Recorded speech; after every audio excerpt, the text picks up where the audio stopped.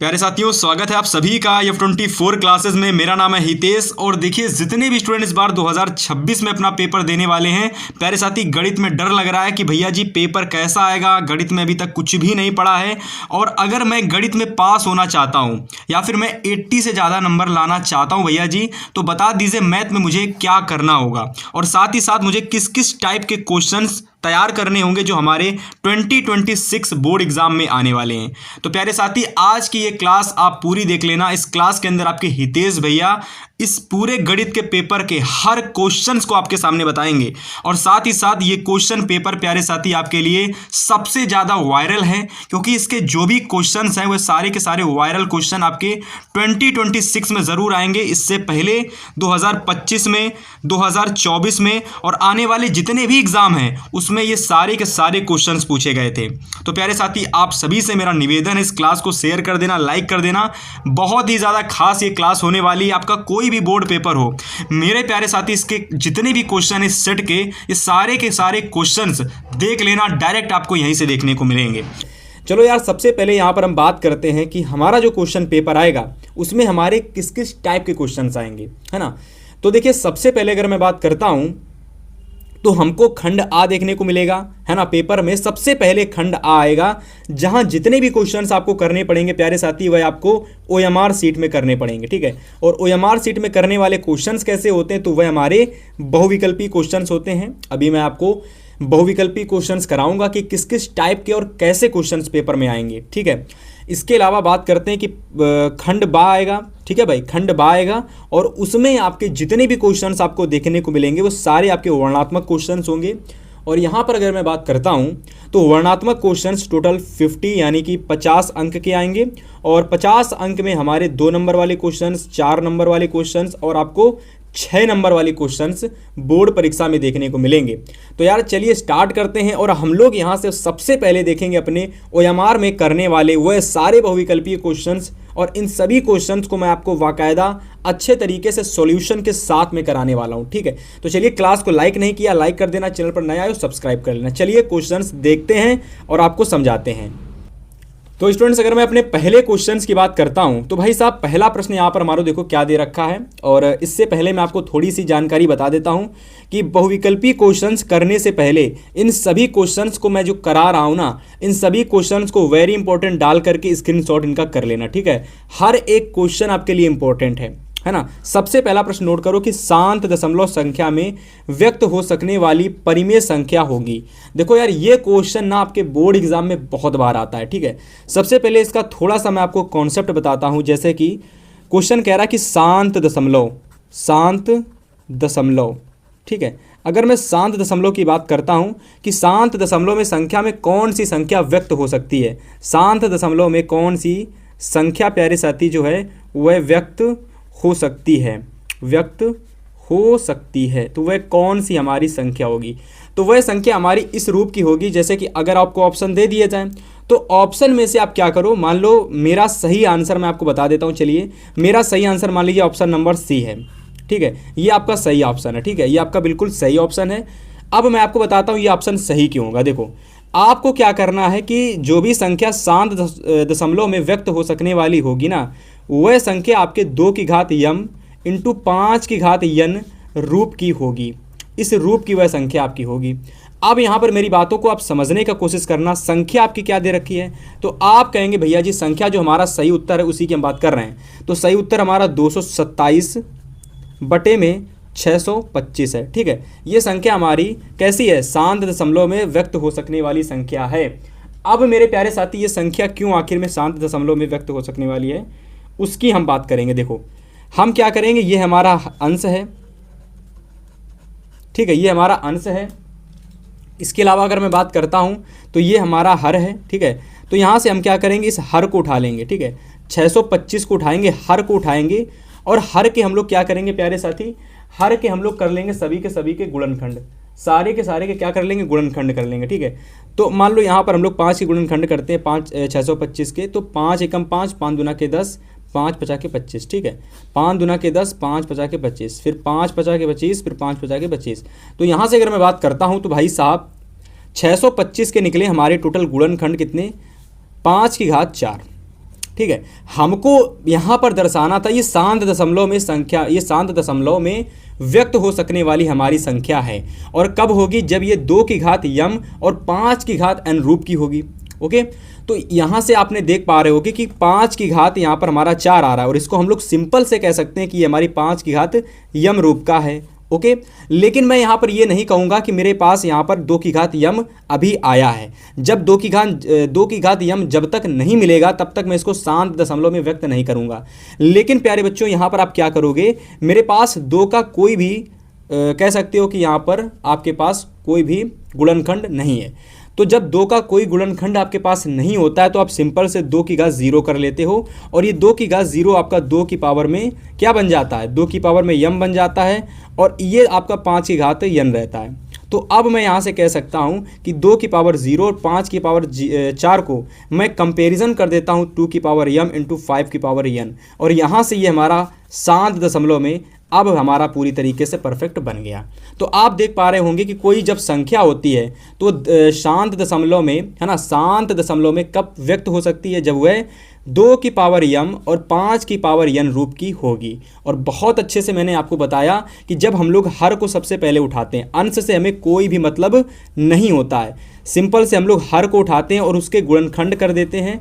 गुणनखंड हमेशा मेरे प्यारे साथी आपके 2 की घात यम और 5 की घात यन रूप के आने चाहिए। और गुणनखंड में अगर 3 है, 7 है, 9 है, 11 है, 13 है, तो ये सारे आपके गुणनखंड, एक भी संख्या के गुणनखंड इसमें नहीं होने चाहिए। अगर होंगे तो वह संख्या शांत दशमलव में नहीं हो पाएगी। ठीक है, फिलहाल पहले क्वेश्चन को हमने बहुत अच्छे से बनाया। यहाँ पर अगर मैं बात करता हूँ तो सभी प्यारे साथी इस क्वेश्चन को अच्छे से नोट कर लें और ऑप्शन नंबर सी को आप सही कर लें। अगर मैं अपने दूसरे प्रश्न की बात करता हूँ तो चलिए इस वाले क्वेश्चन को मैं आपको होमवर्क देता हूँ। फिलहाल मैं बताऊँगा थोड़ा सा, हालांकि होमवर्क के लिए दूंगा, थोड़ा सा करने के लिए मैं करूँगा, थोड़ा सा आप करेंगे। क्वेश्चन बहुत इंपॉर्टेंट है, बेहद खास है, बोर्ड में हर साल ये क्वेश्चन आपके आएंगे। 2 की घात यम 5 की घात यन रूप के आधार पर ज्ञात कीजिए कि 1458 बटे में 1250 का दशमलव प्रसार कितने स्थान तक रहेगा, कितने स्थान तक होगा। तो इसका सिंपल सा करने का मेरा मेथड क्या है कि मैं यहाँ पर क्या करूँगा, तो मैं सिंपल से क्या करूँगा, यहाँ पर इस संख्या को सबसे पहले उठा लूँगा। अब देखो यहाँ पर हमसे पहले ही कह दिया गया है कि ये शांत दशमलव में कह रहा है कि 2 बटे यम और 5 की घात यन, तो मतलब ये हमारी शांत दशमलव में व्यक्त हो सकने वाली संख्या है।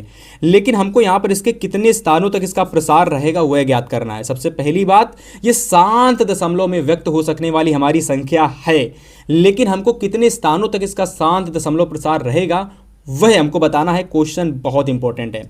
देखो सबसे पहले क्या करोगे, 1458 है ना बटे में 1250 को लिख लोगे, है ना। और जब भी कभी इस टाइप का कोई क्वेश्चन आ जाए तो हमेशा मेरे प्यारे साथी हर को ही लेना, हर को ही लेना। ठीक है, हर हमारा यहाँ पर 1250 है, तो इस 1250 के हम क्या करेंगे, हम यहाँ पर इसके गुणनखंड कर देंगे। 2 छंग 12, ठीक है, यहाँ करोगे 2 दूना के 4, ठीक है, 1 आ जाएगा, 2 पंचे 10, ठीक है। अब 5 से कटेगा ये, 5 एकम 5, 1 इधर आ जाएगा, 5 दूना के 10, 2 इधर आ जाएगा, 5 पचा के 25, फिर 5 से ये कटेगा, 5 दूना के 10, 2 इधर आ जाएगा, 5 पचा के 25, फिर 5 से कटेगा, 5 पचा के 25, और फिर से 5 से कटेगा, 5 एकम 5। तो यहाँ पर जब हमने 250 के गुणनखंड किए, 1250 के सॉरी एलसीएम किया, गुणनखंड किए, तो देखो यहाँ पर हमको मिला 2 की पावर में यम 1 और 5 की पावर में 4।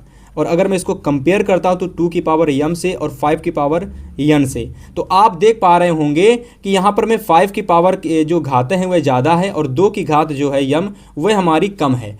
और हमको क्वेश्चन में ज्ञात करना है कितने स्थानों तक इसका दशमलव प्रसार रहेगा।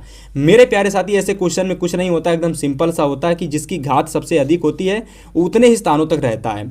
जैसे कि यहाँ पर 4 है, अधिकतम घात 4 है, तो इसका दशमलव प्रसार जो रहेगा वह 4 स्थानों तक रहेगा। कितने स्थानों तक रहेगा, 4 स्थानों तक। ठीक है, तो ऑप्शन नंबर आप लोग डी को बिल्कुल सही कर लेंगे। ठीक है, ऐसे ही करके आपके बोर्ड में क्वेश्चंस आएंगे प्यारे साथी, मेरी बात नोट कर लेना, इसी टाइप के सारे क्वेश्चंस होंगे, है ना।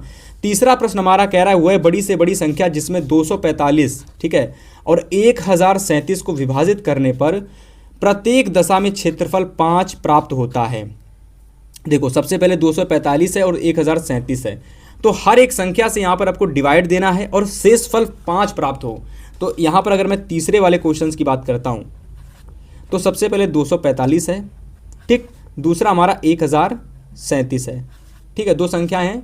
अगर मैं यहाँ से 245 को लेता हूँ तो मान लो हम आपको डायरेक्ट सही आंसर बताते हैं, जैसे कि मान लो इसका हमारा बिल्कुल सही आंसर हमारा 6 है। ठीक है, आप हर एक क्वेश्चन को, आप हर एक ऑप्शन को चेक करेंगे, है ना। मैं यहाँ पर आपको केवल एक ऑप्शन चेक करके बता रहा हूँ क्योंकि यही हमारा सही आंसर है, पर पेपर में आपको हर ऑप्शन चेक करना पड़ेगा। ठीक है, जैसे मान लो ये वाला क्वेश्चन आपके पेपर में आ गया, अब करोगे कैसे, देखो 6 की अगर मैं बात करता हूँ तो 245 से सबसे पहले 6 को डिवाइड करो, 6 चौक 24 और इसके बाद 5 तो कटेगा नहीं तो सीधा 40 आ जाएगा और 5 यहाँ पर हमारा शेष बच जाएगा। ठीक है, ऐसे ही अगर मैं 1037 को लेता हूँ तो फिर से 6 से करूँ, 6 6 कम 6 4 आएगा, 4 6 सत्ते 42। ठीक है, 6 सत्ते 42 एक आएगा और 6 दूना के 12 12 17 हो जाता वैसे तो, है ना, वैसे 17 हो जाता, 12 आ रहा है तो 5 यहाँ से बचेगा आपका। ठीक है, तो यहाँ पर आप देख पा रहे होंगे 5 शेषफल यहाँ पर भी हमारा बचा है। तो कहना ये क्वेश्चन हमारा ये चाह रहा था कि जब हम लोग 245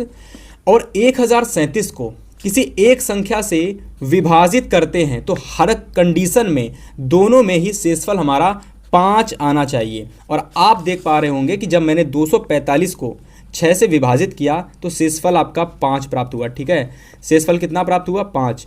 अब जब मैंने 1037 को 6 से विभाजित किया तो हमारा शेषफल 5 प्राप्त हुआ। तो हमारा यहाँ से सही आंसर ऑप्शन नंबर डी हो जाएगा।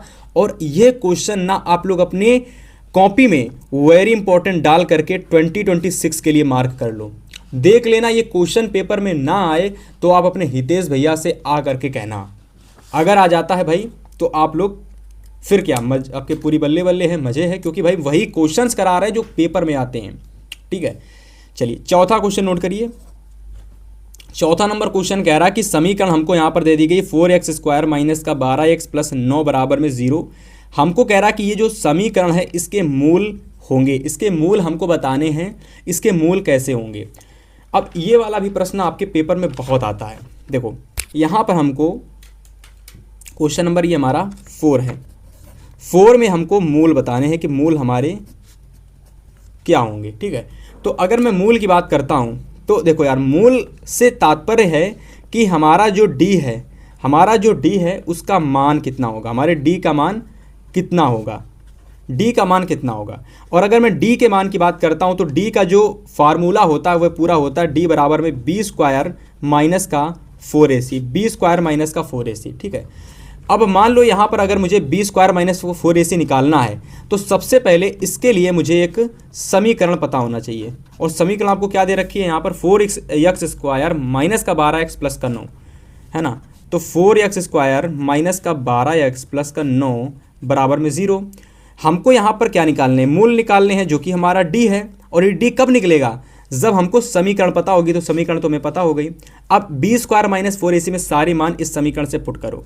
a का मान यहाँ पर 4 निकलेगा, b का मान यहाँ पर माइनस का 12 निकलेगा, c का मान यहाँ पर हमारा 9 निकलेगा। ठीक है, अब d का मान निकालोगे तो कैसे निकालोगे, b² माइनस का 4ac बराबर में 0 नहीं करेंगे, b² माइनस का 4ac। अब b कितना है प्यारे साथी, 1 माइनस का 12, इसका स्क्वायर कर दो।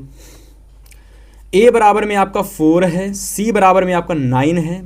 ठीक है, तो 12 × 12 144। अब माइनस माइनस प्लस, तो ये आपका 144 वो भी प्लस में होगा। माइनस करोगे फिर 4 चौकू 16 और 16 ना भैया 144, तो 144 कट करके आपका 0 यहाँ पर आ जाएगा। तो आप देख पा रहे होंगे प्यारे साथी कि यहाँ से जो हमारा आंसर आया है d बराबर में, वह कितना आया है, d बराबर में 0 आया है, d बराबर में 0। तो अगर d बराबर में 0 है ना, मेरी बात सुनना, अगर d बराबर में 0 है तो ऐसी कंडीशन में जो मूल होता है वह हमारा वास्तविक होता है। कैसा होता है, वास्तविक होता है। ठीक है, तो यहाँ से अगर मैं अपने राइट आंसर की बात करता हूँ प्यारे साथी, तो यहाँ से हमारा बिल्कुल सही आंसर क्या हो जाएगा, यहाँ से हमारा बिल्कुल सही आंसर हो जाएगा कि जो हमारे मूल हैं वे कैसे हैं, वास्तविक हैं और साथ ही साथ हमारे असमान हैं। कैसे हैं, वास्तविक हैं और साथ ही साथ असमान है। तो ऑप्शन नंबर ए को आप बिल्कुल सही कर लेंगे। ठीक है, चलिए नोट करिए। क्वेश्चन नंबर 4 को बात करते हैं क्वेश्चन नंबर 5 की। तो यहाँ से आपका ऑप्शन नंबर जो क्वेश्चन नंबर 4 का है भाई, वह ए नंबर बिल्कुल सही हो जाएगा। ठीक है, और हर क्वेश्चंस को अगर आप यहाँ पर मेरे साथ रफ कॉपी पर नोट करते चलेंगे प्यारे साथी, तो मेरी गारंटी है, हितेश भैया की गारंटी है कि हर क्वेश्चन में आपको कहीं कुछ दिक्कत नहीं आएगी, ठीक है। हाँ, अगर आपने केवल वीडियो की तरह क्वेश्चन को देखा, समझा और यूं ही निकाल दिया तो हर क्वेश्चन में आप जब पेपर देने बैठोगे तो हर क्वेश्चन में आपको दिक्कत आएगी, ठीक है। तो स्क्रीनशॉट वगैरह ले लेना, वरना एक काम करना कि इन क्वेश्चंस को दोबारा फिर से क्लास को देख लेना, ताकि एक बार समझने के बाद दोबारा देखने के बाद आपका रिवीजन और प्रैक्टिस दोनों हो जाए, ठीक है। तो यार यहाँ से अगर हम 5 नंबर क्वेश्चंस की बात करते हैं, अगर मैं 5 नंबर क्वेश्चंस की बात करता हूं तो क्वेश्चन कह रहा है कि समांतर श्रेणी हमको दे दी गई है 3 1 माइनस का 1 और 3 फिर डॉट डॉट करके कुछ इस तरीके से है ना। कह रहा है इसके लिए सार्वमांतर आपका क्या होगा, आपको बताना है। देखो मेरे प्यारे साथी, मेरी एक बात समझने की कोशिश करना, है ना, कि जितने लोग भी क्लास को देख रहे हैं सभी लोगों से मेरा अनुरोध है, निवेदन है कि भाई क्लास को देखने के साथ साथ क्लास को लाइक भी कर दिया करो, ठीक है भाई। क्योंकि लाइक करोगे ना तो चीज़ें आपके लिए भी बढ़िया होंगी, हमारे लिए और अच्छी होंगी, क्योंकि हमको मोटिवेशन मिलता है, ठीक है। तो 5वें नंबर क्वेश्चन में देखो, इसमें हमको सार्वमांतर बताना है।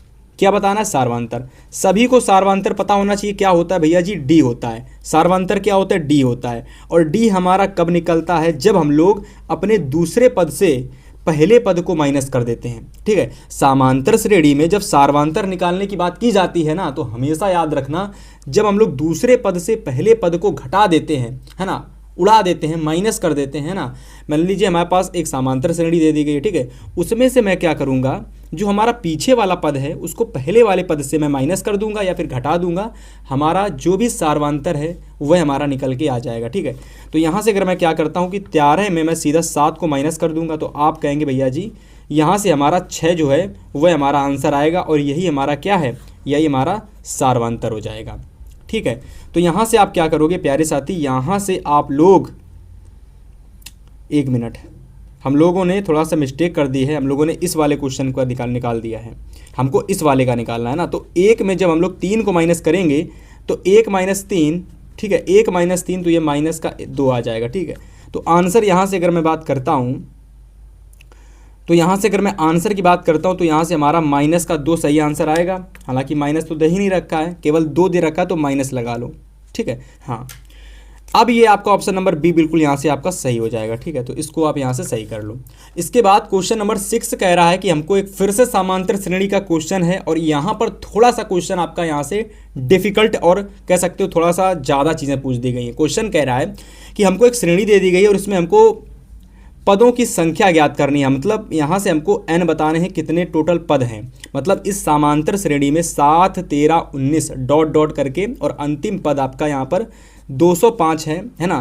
पहला पद आपका 7 है, दूसरा पद 13 है, तीसरा पद 19 है, और अंतिम पद आपका 205 है। तो मेरे प्यारे साथी, आपको यहाँ पर यह बताना है कि इस समांतर श्रेणी का, मतलब इस समांतर श्रेणी में टोटल आपके पदों की संख्या कितनी है, टोटल पदों की संख्या कितनी है वह आपको बतानी है, ठीक है। तो यहाँ से आप क्या करेंगे स्टूडेंट, सबसे पहले आप लोग एक तरफ से पूरी समांतर श्रेणी लिख लो। 13, 1 माइनस का 1 और 3, ठीक है, 3, ठीक है, 3 नहीं, 7, 13, 19, ठीक है, डॉट डॉट डॉट 205, ये हमारी समांतर श्रेणी है, ठीक है। यहाँ से अगर मैं बात करूँगा तो a बराबर यानी पहला पद हमारा निकलेगा 7, ठीक है। अंतिम पद यानी हमारा an होता है, तो अंतिम पद यहाँ से हमारा निकलेगा 205, ठीक है। और अगर मैं बात करता हूँ कि भैया जी यहाँ से हमारा सार्वमांतर, ये हमारा क्या होता है, सार्वमांतर होता है, ठीक है। तो सार्वमांतर d हमारा यहाँ से क्या होगा, तो 13 में जब 7 घटाओगे तो 13 माइनस का 7, ये आपका यहाँ से 6 आ जाएगा, तो ये हमारा सार्वमांतर होता है, ठीक है। तो अब यहाँ से हमसे क्वेश्चंस यह कह रहा है कि यहाँ पर हमारे जो n है इसकी कितनी होगी, टोटल पदों की संख्या कितनी होगी, ठीक है।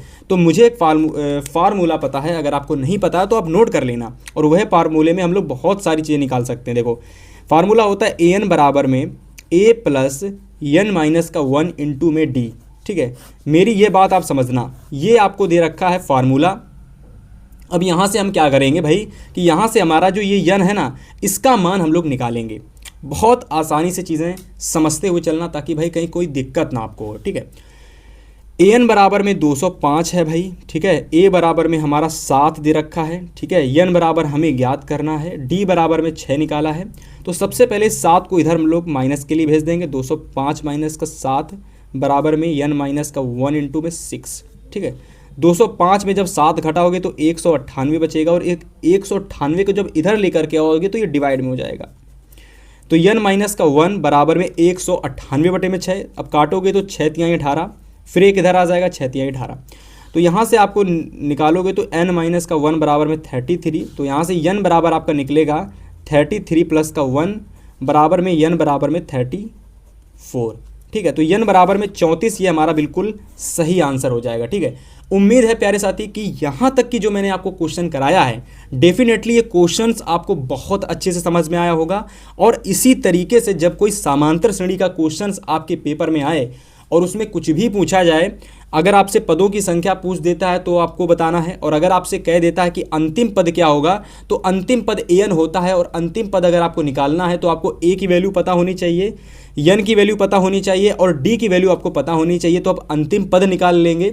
और अगर हमें पदों की संख्या ज्ञात करनी है तो मुझे क्या पता होना चाहिए, अंतिम पद पता होना चाहिए और सार्वधातर पता होना चाहिए और पहला पद पता होना चाहिए। मैं पदों की संख्या n को निकाल लूँगा, है ना। यहाँ से बहुत अच्छे से हम लोगों ने n के मान को निकाला, n यानी पदों की संख्या को निकाला। टोटल पदों की संख्या हमारे 34 होगी, यानी ऑप्शन नंबर यहाँ से हमारा बिल्कुल सही हो जाएगा, ऑप्शन नंबर ए, है ना। ऑप्शन नंबर ए को आप बिल्कुल सही कर लेंगे। ठीक है, चलिए क्वेश्चन नंबर 7 कह रहा है कि चित्र में आपको त्रिभुज ABC के आधार BC के समांतर रेखाखंड PQ खींचा गया है।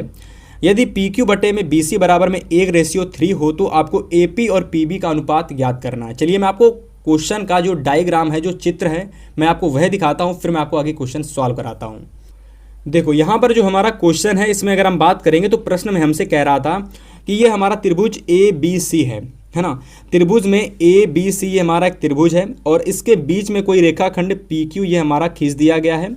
और ये रेखाखंड PQ कुछ इस तरीके के से खींचा गया है प्यारे साथी कि ये PQ भुजा ये BC के समांतर है ना। PQ भुजा BC के समांतर है। ठीक है, और जब भी कभी PQ हमारी BC के समांतर होगी तो हमेशा याद रखना कि भाई साहब ये दोनों की दोनों समांतर रेखाएं एक ही बनने वाले कोण पर हैं और दोनों ही त्रिभुज यहाँ से हमारे बन जाएंगे। पहला त्रिभुज हमारा यहाँ से APQ बनेगा, है ना, APQ। जैसे ही PQ को मैंने BC के समांतर खींचा वैसे ही यहाँ से हमारा एक त्रिभुज तो बनेगा ही बनेगा, साथ ही साथ ये दोनों के दोनों त्रिभुज हमारे जो बनेंगे APQ और ABC ये आपस में समांतर हो जाएंगे। कैसे, सॉरी, समरूप हो जाएंगे। यानी APQ जो हमारा त्रिभुज है और दूसरा हमारा त्रिभुज है ABC बड़ा वाला। ठीक है, ये बड़ा वाला ABC और ये छोटा वाला APQ ये आपस में समांतर हो जाएंगे, समरूप हो जाएंगे। कैसे हो जाएंगे, समरूप। तो ये जब दोनों त्रिभुज आपस में समरूप हो जाएंगे तो इनकी संगत भुजाएं समानुपात में हो जाएंगी। मतलब AP बटे में आपका AB हो जाएगा, है ना, और बराबर में AQ बटे में AC हो जाएगा और आपका PQ बटे में BC हो जाएगा। ठीक है, तो यहाँ से आप लोग देख पा रहे होंगे दो त्रिभुज आपस में समरूप हो जाने पर ये तीनों इनकी संगत भुजाएं आपस में समानुपाती हो जाती हैं। और पेपर में आपको दे रखा था क्वेश्चन में कि भैया आपको PQ बटे में BC बराबर 1/2 है। तो आप सभी लोग जानते हो, तो यहाँ से आप कह सकते हो कि हमारा AP बटे में AB भी हमारा 1/2 के बराबर में होगा, क्योंकि भाई साहब जब PQ BC के बराबर में AP PB है और AQ AC है और इसका मान अगर 1/2 है इस PQ और BC का, तो आप इस वाले समीकरण से ये कह सकते हो कि AP बटे PB का मान भी 1/2 आपका होगा, है ना। आप ये कह सकते हो। ठीक है, अब यहाँ से हम लोग क्या करेंगे, इस वाली समीकरण को उठा लेते हैं। ठीक है, यहाँ पर इसको अच्छे से सॉल्व करते हैं। देखिए AP बटे में AB बराबर में 1/2। अब प्यारे साथी यहाँ से अगर आप देखेंगे तो AB बराबर में क्या है, AP प्लस PB। AB बराबर में पूरा देखो और इन दोनों को देखो, जब AP और PB को मिला देंगे तो हमारा AB बनेगा। ठीक है, तो यहाँ से हम क्या करेंगे कि AP बटे में AP प्लस PB बराबर में 1/2, है ना। इतनी चीज़ समझ में आई। अब हम क्या करेंगे, इस AP प्लस PB को इधर साइड भेज देंगे। तो AP बराबर में हमारा यहाँ पर हो जाएगा प्यारे साथी AP, ये हमारा हो जाएगा यहाँ से 2AP, ये हमारा 2AP हो जाएगा और ये हो जाएगा AP प्लस PB। अब मैं क्या करूँगा यहाँ से प्यारे साथी, यहाँ पर 1/3 आपका दे रखा था, सॉरी मिस्टेक हो गई, ये 1/3 था। ठीक है, तो यहाँ पर आप 1/3 कर लो। ठीक है, जिन लोगों ने 1/2 लिखा है भाई साहब वो 1/3 कर लो, क्योंकि 1/3 है, 1/2 नहीं है। ठीक है, अभी मैं आपको वापस क्वेश्चन दिखाऊंगा फिलहाल। तो यहाँ से आप कर लोगे 3AP। ठीक है, यहाँ से आप कर लोगे 3AP। अब ये AP इधर आ जाएगा तो 3AP माइनस का AP बराबर में PB। ठीक है, PB। अब यहाँ से आप क्या करोगे, इस 3AP में एक AP माइनस कर दोगे तो आपका बचेगा 2AP, है ना, बराबर में PB। अब मेरी बात ध्यान से समझने की कोशिश करना। क्वेश्चन में आपसे पूछा जा रहा था कि आप लोगों को बताना है भाई साहब कि हमारा AP, हमारा यहाँ पर AP बटे PB का अनुपात, AP बटे PB का अनुपात पूछा जा रहा था, ठीक है, इसका रेशियो पूछा जा रहा था क्वेश्चन में, इसी का रेशियो पूछा जा रहा था। अभी मैं आपको दिखाऊंगा, ठीक है। तो यहाँ से आप कर दोगे AP बटे में PB बराबर में 1 बटे में, क्योंकि जब ये PB इधर आ जाएगा तो 1 बचेगा, है ना, और ये 2 को जब मैं इधर साइड भेज दूंगा तो ये 1 बटे 2 आ जाएगा। तो यहाँ से हमारा निकला AP बटे में PB बराबर में 1 बटे 2। इस क्वेश्चन को आप लोग एक बार जरा स्क्रीनशॉट कर लीजिए किस तरीके से मैंने इस क्वेश्चन को किया है ना। अभी मैं आपको वापस से इस क्वेश्चन के मतलब इस क्वेश्चन को दिखाऊंगा और आपको फिर ऑप्शन में टिक लगवाऊंगा। तो वापस से अगर मैं क्वेश्चन पर आता हूं तो क्वेश्चन हमसे कह रहा था कि चित्र ABC, हमारे पास कोई एक त्रिभुज है जिसमें BC के समांतर रेखाखंड PQ खींच दिया जाता है, ठीक है, खींचा गया है। हमको PQ बटे BC 1:3 दे रखा है, यानी 1/3 दे रखा है, मैंने आपको दिखाया, है ना। हमको AP और PB का अनुपात, यानी इस AP और PB का अनुपात ज्ञात करना है। मेरे प्यारे साथी, मैंने किस तरीके से क्वेश्चंस किया था, आपने अगर अच्छे से समझा होगा तो डेफिनेटली इस क्वेश्चंस को आप पेपर में बहुत अच्छे से करके आओगे। और याद रखना, ये क्वेश्चंस आपके लिए बहुत इंपॉर्टेंट है, तो डेफिनेटली क्वेश्चन को समझ लेना और साथ ही साथ क्वेश्चन के राइट आंसर को रट लेना, ठीक है, कि 1/2 यहाँ पर हमारा अगर रेशियो AP बटे PB का 1/3 है तो यहाँ से राइट आंसर AP बटे PB का हमारा 1/2, यानी AP रेशियो PB बराबर हमारा निकलेगा 1:2, ठीक है। तो आंसर में आपको मैं ऑप्शन दिखाऊंगा भी और ऑप्शन में टिक भी लगवाऊंगा। तो यहाँ से अगर मैं ऑप्शन की बात करता हूँ प्यारे साथी, तो ऑप्शन नंबर A को आप बिल्कुल सही कर लेंगे, ठीक है, ये हमारा बिल्कुल सही आंसर हो जाएगा। इसके बाद कुछ क्वेश्चंस हम लोग यहाँ पर डायरेक्ट करने का प्रयास करेंगे, जैसे कि क्वेश्चन नंबर 8 हमारा है, कह रहा है कि यहाँ पर हमारे पास एक बिंदु ये दे रखा है, ठीक है, -6,8, है ना, -6,8 हमारा एक बिंदु है ना। कह रहा है कि इस बिंदु की मूल बिंदु से दूरी पूछी जा रही, भाई कितनी होगी। देखो हमारे पास क्या है कि एक मान लीजिए हमारा कोई एक ये बिंदु है, ठीक है, इस बिंदु के निर्देशांक आपको -6,8 दे दिए गए हैं। दूसरा हमारा पास मूल बिंदु है, तो मूल बिंदु के जो निर्देशांक होते हैं मेरे प्यारे साथी 0,0 होते हैं, और तो इन दोनों के बीच की दूरी आपको बतानी है। सभी लोगों ने दूरी सूत्र पढ़ रखा होगा, है ना, सभी लोगों ने प्यारे साथी दूरी सूत्र पढ़ रखा होगा कि नहीं पढ़ रखा है, सभी लोगों ने पढ़ रखा होगा। तो यहाँ से जो हमारा दूरी सूत्र होता है वह क्या कहता है कि जब हम लोग x2 को x1 से माइनस कर देते हैं और उसका स्क्वायर कर देते हैं, प्लस y2 माइनस का y1 का स्क्वायर, और इस पूरे मतलब ये सब कुछ करने के बाद जब हम पूरे को अंडर रूट में बंद कर देते हैं तो ये हमारा दूरी सूत्र हो जाता है। तो यहाँ से हम क्या करते हैं कि हम लोग इस वाले बिंदु और इस वाले बिंदु को x1 y1 मान लेते हैं और इसको x2 y2 मान लेते हैं, ठीक है, और सारे मान इस समीकरण में इस दूरी सूत्र में हम लोग रख देते हैं प्यारे साथी। तो इस तरीके से राइट आंसर हमारा यहाँ पर 10 मात्रक आ जाता है, ठीक है। मैंने सारे क्वेश्चंस पहले से ही करके रख लिए हैं ताकि आपको यहाँ पर कोई दिक्कत ना हो, क्योंकि मैं क्वेश्चंस कराऊंगा और हो सकता हो आप सभी लोगों को, सभी स्टूडेंट्स को करने में थोड़ा सा टाइम लग जाए, ठीक है। हालांकि मैं आपको सारी चीज़ें बताता चलूँगा कि कैसे कैसे क्वेश्चन सॉल्व होंगे, ताकि जब आप इनको करें तो आपको कहीं दिक्कत ना आए, ठीक है। हर एक क्वेश्चंस मैं आपको सॉल्यूशन के साथ बताऊंगा। फिलहाल आगे आप लोग क्वेश्चन नंबर 9 को नोट करें, और ये प्रश्न बहुत इंपॉर्टेंट है। क्वेश्चन कह रहा है कि हमारे पास एक कोई ये बिंदु है और दूसरा हमारे के पास कोई ये बिंदु है। इन दोनों ही बिंदुओं को मिलाने वाले रेखाखंड के मध्य बिंदु के निर्देशांक बताने हैं। जैसे कि मैं आपको दिखाता हूँ, मान लो हमारे पास कोई ये बिंदु A है, दूसरा बिंदु हमारे पास कोई B है। A के निर्देशांक मेरे प्यारे साथी -2,6 है, -2,6 मैं मान लेता हूँ इसको B। तो जिसके निर्देशांक -2,10 हैं, तो इस B वाले को -2,10 मैंने B मान लिया और निर्देशांक इसके रख दिए। इस वाले को x1 y1 और इस वाले को x2 y2 मान लेते हैं। हमको अब क्या करना है कि मध्य बिंदु के निर्देशांक ज्ञात करने हैं।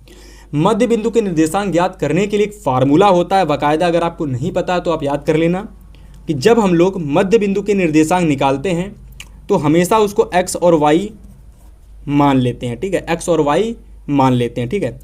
तो x को निकालने के लिए फार्मूला प्रयोग करते हैं x1 + y2। तो जब हम लोग x और y मान लेते हैं तो यहाँ से जब हम लोग x निकालेंगे तो x1 + x2 बटे में 2 लिखेंगे, ठीक है। जब हमको मध्य बिंदु का x बिंदु निकालना होता है तो हम लोग x1 + x2 बटे में 2 रखते हैं। जब हमको y बिंदु निकालना होता है तो हम लोग y1 प्लस y2 बटे में 2 रखते हैं। ठीक है, मेरी बात सुनना और अपने हितेश भैया की बात समझने की कोशिश करना। यहाँ पर हम लोग क्या करेंगे कि मध्य बिंदु को निकालने के लिए ये फार्मूला और मध्य बिंदु को निकालने के लिए y बिंदु के लिए ये फार्मूला और x बिंदु के लिए ये फार्मूला और y बिंदु के लिए ये वाला फार्मूला रखते हैं। ठीक है, बाकी x1 और x2 y1 और y2 के वाकायदा आप लोग मान रख देंगे, है ना। तो वाकायदा आपका सही आंसर इस तरीके से -2,8 निकल के आ जाएगा। ठीक है, आप एक बार इसका अच्छे से स्क्रीनशॉट कर लेना, है ना, वाकायदा अच्छे से फिलहाल, है ना। फिलहाल यहाँ से अगर मैं बात करता हूँ तो राइट आंसर आपका हो जाएगा, देखो यहाँ पर आपकी गलती दे रखी है, मात्रक वात्रक कुछ नहीं होता। ठीक है, ऑप्शन में हमसे पूछा गया था कि निर्देशांक क्या होंगे, तो यहाँ पर मात्रक दे रखा है, तो ऑप्शन थोड़े से मिस्टेक हैं। ऑप्शन यहाँ पर आप लोग एक को सही कर लें, बी वाले को -2,8 बना लें, और पेपर में जब आपको क्वेश्चन आएगा ना तो ये मात्रक वाले ऑप्शन नहीं दिखेंगे आपको, वाकायदा ये वाला ऑप्शन दिखेगा, जहाँ पर आपको वाकायदा 2 तरीके के आपको क्या कर रखे होंगे, मतलब 2 तरीके के आपको बिंदु दे रखे होंगे। ठीक है, -2,8 को आप बिल्कुल सही करके चले आएंगे, है ना। चलिए 10वें नंबर क्वेश्चन को नोट करिए। क्वेश्चन नंबर 10 कह रहा है कि हमारे पास एक बाकायदा डायग्राम है और यहाँ पर हमको QOR कोण QOR का मान ज्ञात करना है। किस कोण का मान ज्ञात करना है, तो हमको कोण QOR का मान ज्ञात करना है मेरे प्यारे साथी। QOR का मान आपको ज्ञात करना है, तो सबसे पहले क्या करोगे, इस क्वेश्चन को सॉल्व करने के लिए आपको पता होना चाहिए कि ये जो हमारा क्वेश्चन है ये किस तरीके से होगा। सबसे पहले जब भी कोई वृत्त है, सबसे पहले क्वेश्चन को पढ़ेंगे यार। क्वेश्चन कह रहा है कि चित्र में यदि O, हमारा कोई चित्र ये है, ठीक है, हमारा कोई एक वृत्त है जिसमें O केंद्र है, तो केंद्र O वाले वृत्त की PQ और PQ पर 2 स्पर्श रेखाएं, है ना, PQ और PR 2 स्पर्श रेखाएं हैं, है ना, और कोण QPR बराबर 46 डिग्री दे रखा है, तो कोण QOR का मान हमें ज्ञात करना है। ठीक है, मतलब इस वृत्त के केंद्र O से, है ना, कि एक हमारी त्रिज्या QO है और दूसरी त्रिज्या हमारी QR है, QO है और OR है ना। तो त्रिज्या QO और त्रिज्या OR पर हमारे एक बिंदु से 2 स्पर्श रेखाएं डाली जाती है। सबसे पहली स्पर्श रेखा डाली जाती है PQ, दूसरी स्पर्श रेखा हमारी बिंदु P से PR डाली जाती है। ठीक है, तो यहाँ से हमसे क्वेश्चंस कहेगा कि आपको इस वाले कोण का मान निकालना है, QOR कोण का मान निकालना है। जब भी कभी हम लोग किसी भी वृत्त से, है ना, किसी भी स्पर्श रेखा पर कोई भी त्रिज्या डालते हैं तो वह 90 डिग्री होती है। तो यहाँ से कोण Q का मान 90 डिग्री होगा और कोण R का मान भी 90 डिग्री आपका होगा। इतनी चीज़ क्लियर हो गई। कोण ये 90 डिग्री आ गया, कोण ये 90 डिग्री आ गया। इस वाले कोण का मान आपको निकालना है, कैसे निकालोगे, मेरी बात ध्यान से सुनना। ये सभी कोण जो होते हैं इनका मान 360 डिग्री होता है। क्यों होता है, क्योंकि यहाँ पर अगर आप देख पा रहे होगे तो ये हमारा 1 कोण, 2 कोण, 3 कोण, 4 कोण, टोटल हमारे यहाँ पर कितने कोण बन रहे हैं भाई, टोटल कोण हमारे यहाँ पर बन रहा है 4, और ये हमारा एक तरीके से समचतुर्भुज बन जाता है, और समचतुर्भुज के 4 कोणों का योग 360 डिग्री होता है। ठीक है, तो यहाँ से अब देखिए क्वेश्चन आगे कैसे सॉल्व करना है। जब आप लोग इन सभी कोण को जोड़ लोगे तो आपका टोटल यहाँ से आ जाएगा 360 बराबर में, चारों कोणों का योग 360, और हर एक कोण के मान आप लोग रख दोगे, है ना। जिस कोण का मान आपको ज्ञात करना है उसको ऐसे ही रहने दोगे, बाकी सभी कोणों का मान जोड़ करके एक साथ रख लोगे। टोटल कोण का मान 226 निकलेगा। अब जब मैं 226 को 360 से माइनस करूंगा तो कोण O बराबर में आपका 134 डिग्री यहाँ से निकल कर आ जाएगा, है ना। इस तरीके से इस क्वेश्चन को करना है बाकायदा, बहुत इंपॉर्टेंट क्वेश्चन है। हर साल ये क्वेश्चन पेपर में आता है, डेफिनेटली ये क्वेश्चन आपको बोर्ड में ज़रूर देखने को मिलेगा। ठीक है, तो इसका राइट आंसर आप लोग ऑप्शन नंबर C को बिल्कुल सही कर लेंगे। ठीक है, फिलहाल मैं आपको आगे क्वेश्चन दिखाता हूँ। तो यहाँ से अगर मैं बात करता हूँ अपने क्वेश्चन नंबर 11 की, है ना, तो 11 नंबर क्वेश्चन कह रहा है कि किसी वृत्त के किसी व्यास के सिरों पर खींची गई स्पर्श रेखाएं होती हैं। तो देखो यार, जब किसी वृत्त के किसी व्यास के सिरों पर हम लोग स्पर्श रेखा खींचते हैं, जैसे मान लो ये हमारा वृत्त है, इसका एक ये सिरा है, इसका एक ये सिरा है और एक ये सिरा है, तो जब इसके सिरों पर हम लोग स्पर्श रेखाएं खींचते हैं तो ये आपस में कैसी होती हैं, समांतर होती हैं। कैसी होती हैं, आपस में समांतर होती हैं। तो मैं आपको अभी दिखाता हूँ और आपको टिक लगवाता हूँ। तो यहाँ पर अगर मैं बात करता हूँ प्यारे साथी, तो ऑप्शन नंबर मैंने आपको पहले से ही बताया था कि यहाँ पर हमारी जो समांतर रेखाएं, मतलब जो स्पर्श रेखाएं होती हैं वह हमारी कैसी होती हैं, तो वह हमारी होती हैं, कैसी होती हैं भाई, तो वह हमारी होती हैं समांतर होती हैं, और है ना, तो समांतर होती। तो ऑप्शन नंबर बी को आप बिल्कुल यहाँ से सही कर लेंगे, ठीक है। ऐसे ही अगर मैं दूसरे 12 नंबर क्वेश्चन की बात करता हूँ, तो क्वेश्चन कह रहा है कि दो वृत्त के विकास यहाँ पर नहीं होगा, ठीक है, विकास की जगह थोड़ा सा मिसप्रिंट है, विकास की जगह व्यास कर लो भाई। सभी स्टूडेंट्स क्लास को लाइक कर दें, शेयर कर दें जिन्होंने अभी तक नहीं किया है, ठीक है। कह रहा है कि दो वृत्त के व्यास का अनुपात, है ना, हमारे पास दो वृत्त हैं, मान लो ये वृत्त है, दूसरा हमारे पास ये वृत्त है, ठीक है। एक वृत्त का व्यास हम लोगों को, व्यास हमारा क्या होता है, तो आप कहेंगे व्यास भैया जी डी होता है, तो D1 हमारे पास यहाँ पर दे रखा है 4, मान लो, देखो 4:9 से D1 हमारा 4 निकलेगा, है ना, D1 हमारा 4 निकलेगा और D2 यहाँ से हमारा 9 निकलेगा, ठीक है। 4:9 से D1 हमारा 4 निकलेगा, D1 मतलब हमारे पहले वृत्त का व्यास, D2 हमारे दूसरे वृत्त का व्यास। कैसे निकला, जब मैंने 4:9 को यानी 4:9 को जब मैंने बाहर निकाला, अलग अलग किया, तो पहले वृत्त का व्यास D1 4 निकला, दूसरे वृत्त का व्यास D2 हमारा 9 निकला, है ना। तो ये हमारा D2 जो कि हमारा 9 निकला है, ठीक है। तो अब हमको क्या करना है कि यहाँ से व्यास पता चल गए हैं अलग अलग। अब मुझे यहाँ पर कह रहा है कि वृत्त की परिधियों का अनुपात क्या होगा। तो सबसे पहले तो आपको वृत्त की परिधि पता होना चाहिए कि वृत्त की परिधि होती क्या है। तो देखो वृत्त की अगर मैं परिधि की बात करता हूँ, अगर मैं वृत्त की परिधि की बात करता हूँ तो प्यारे साथी वह क्या होती, तो आप कहेंगे वह होती भैया जी 2πr। हमको क्या ज्ञात करना है, वृत्त की परिधि का अनुपात ज्ञात करना है। क्या ज्ञात करना है, अनुपात। तो यहाँ से अनुपात मैं कैसे निकालूंगा, अनुपात निकालने के लिए मैं क्या करूँगा कि मैं पहला वृत्त ले लूँगा, ठीक है, मैं पहला वृत्त ले लूँगा और दूसरा वृत्त ले लूँगा और इसको रख दूंगा, ठीक है। पहले वृत्त का परिधि, दूसरे वृत्त की परिधि, पहले वृत्त की परिधि और दूसरे वृत्त की परिधि। तो यहाँ से मान लेते हैं पहले वृत्त की परिधि आपकी 2πr1 है, 2πr1, दूसरे की है 2πr2। पर R1 की जगह मुझे यहाँ पर क्या कह सकते हो कि R1 की जगह मुझे दे दिया गया है यहाँ पर प्यारे साथी D1 बराबर 4 और D2 बराबर में 9। तो यहाँ से मैं त्रिज्या जब निकालूंगा ना, जब R1 मैं लिखूंगा ना, तो यहाँ पर 4/2 लिख लूँगा और 9/2 लिख लूँगा। आई बात समझ में।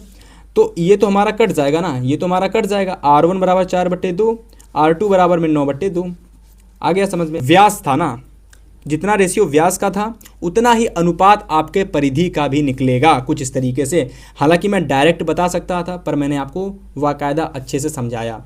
तो 4:9 यहाँ पर ऑप्शन नंबर आप लोग बी को बिल्कुल सही करके पेपर में चले आएंगे, ठीक है। ऐसे ही अगर मैं बात करता हूँ कि दो वृत्त की परिधि में, दो वृत्त हैं जिनकी परिधि का अनुपात 3:2 दे रखा है। अब यहाँ पर देखो परिधि का अनुपात 3:2 दे रखा है।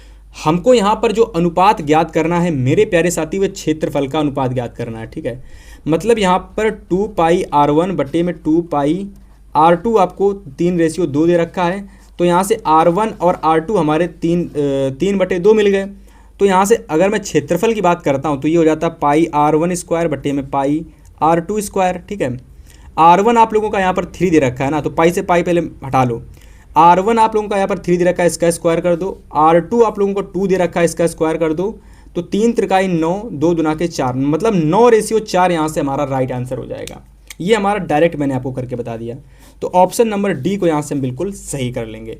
उम्मीद है कि आपको चीज़ें समझ में आई होंगी। परिधि का अनुपात 2πr1 बटे में 2πr2 बराबर में 3/2 दे रखा था। यहाँ से 2π चला जाएगा, R1 बटे में R2 आपका 3/2 आ जाएगा।